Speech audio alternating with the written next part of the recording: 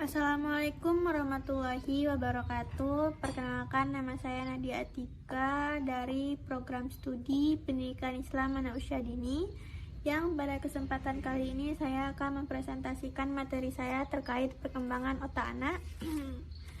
Tugas ini saya buat untuk memenuhi tugas dari mata kuliah Neurosains. Baiklah, pada gambar di atas ini menunjukkan perkembangan otak anak mulai dari usia 0 sampai dengan 10 tahun. Garis merah pada gambar itu menunjukkan perkembangan otak anak yang diberi stimulasi, sementara garis putus-putus di bawah itu menunjukkan perkembangan otak anak tanpa stimulasi.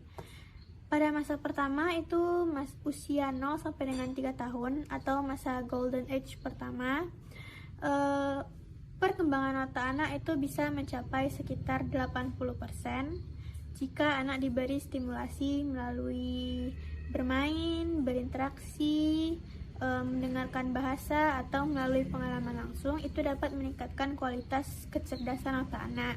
Akan tetapi jika itu sebaliknya, anak diberi stimulasi yang kurang, maka itu akan memperlambat kecerdasan otak anak.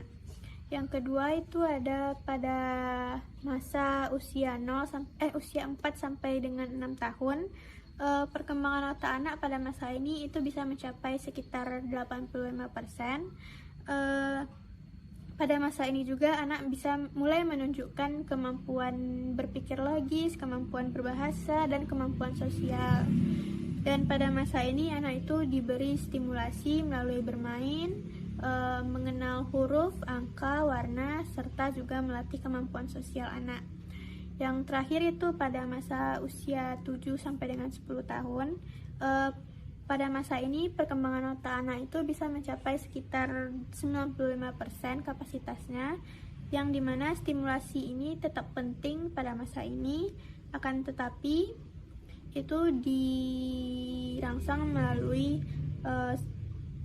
dalam hal yang paling utama itu seperti belajar, keterampilan sosial, dan pembuatan karakter. Yang jika sejak kecil itu anak terbiasa mendapat stimulasi, maka jaringan otak anak itu akan lebih kompleks sehingga anak bisa berpikir, bisa memiliki kemampuan berpikir, memecahkan masalah, serta bisa mengendalikan emosi dan bersosialisasi menjadi lebih baik. Akan tetapi jika anak yang kurang mendapat stimulasi sejak dini, itu akan menunjukkan keberbedaan yang cukup signifikan dibanding anak yang mendapat stimulasi sejak dini.